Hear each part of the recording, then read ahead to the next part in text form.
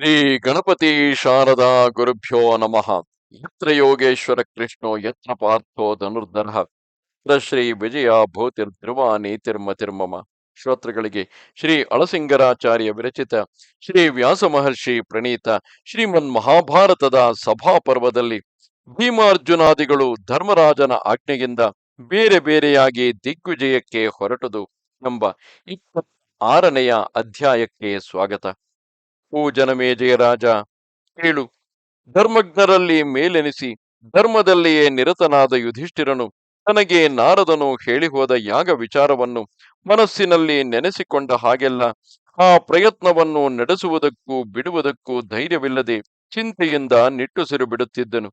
ಈ ಧರ್ಮರಾಜನ ಮನೋಭಿಪ್ರಾಯವನ್ನು ತಿಳಿದ ಅರ್ಜುನನಿಗೆ ಅವನನ್ನು ಹೇಗಾದರೂ ಸಮಾಧಾನಗೊಳಿಸಬೇಕೆಂಬ ಆತುರವು ಹುಟ್ಟಿತು.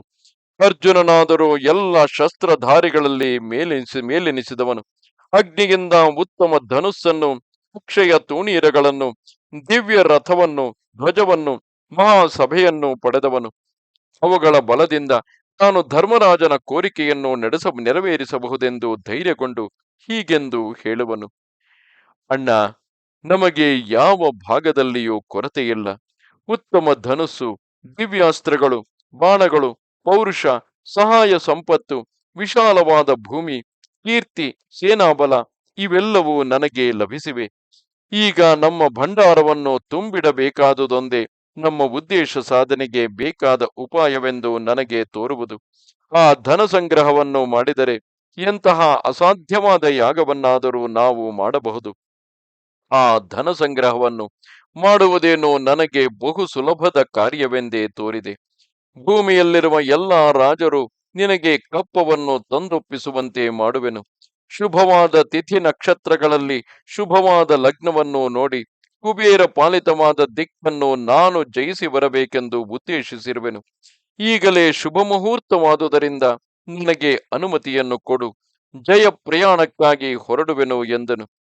ಈ ಮಾತನ್ನು ಕೇಳಿ ಸಂತೋಷದಿಂದ ಧರ್ಮರಾಜನು ಪ್ರೀತಿ ಗಂಭೀರ ಸ್ವರದಿಂದ, ವತ್ಸ ಅರ್ಜುನ, ಹಾಗೆಯೇ ಮಾಡು, ನಿನಗೆ ಜಯವಾಗಲಿ.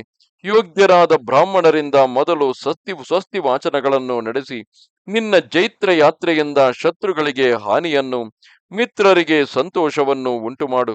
ಪಾರ್ಥ, ಇನ್ನು ಹೊರಡು. ನಿನಗೆ ಜಯವು ನಿಶ್ಚಯವು, ನಿನ್ನ ಇಷ್ಟ ಫಲಗಳೆಲ್ಲವೂ ಸಿದ್ಧಿಸುವವು ಎಂದನು.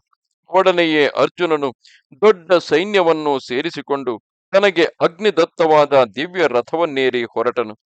ಹಾಗೆಯೇ ಭೀಮನು, ನಕುಲ, ಸಹದೇವರು ಧರ್ಮರಾಜನಿಂದ ಸತ್ಕೃತರಾಗಿ ಸೈನ್ಯಗಳನ್ನು ಸೇರಿಸಿಕೊಂಡು ಬೇರೆ ಬೇರೆ ಕಡೆಗೆ ಹೊರಟರು. ಅರ್ಜುನನು ಕುಬೇರ ದಿಕ್ಕಿಗೂ ಅಂದರೆ ಉತ್ತರಕ್ಕೂ, ಭೀಮನು ಪೂರ್ವಕ್ಕೂ, ಸಹದೇವನು ದಕ್ಷಿಣಕ್ಕೂ, ನಕುಲನು ಪಶ್ಚಿಮ ದಿಕ್ಕಿಗೂ ಹೊರಟರು. ಧರ್ಮರಾಜನು ತನ್ನ ಮಿತ್ರರೊಡನೆ ಪಾಂಡವ ಪ್ರಸ್ಥದಲ್ಲಿಯೇ ಇರುತ್ತಿದ್ದನು. ಇದು 26ನೆಯ ಅಧ್ಯಾಯವು. ನಮಸ್ತೆ ಶಾರದೆ ದೇವಿ, ಕಾಶ್ಮೀರ ಪುರವಾಸಿನಿ, ತ್ವಾಮಹಂ ಪ್ರಾರ್ಥಯೇ ನಿತ್ಯಂ, ವಿದ್ಯಾದಾನಂಚ ದೇಹಿಮೆ. ನಮಸ್ಕಾರ.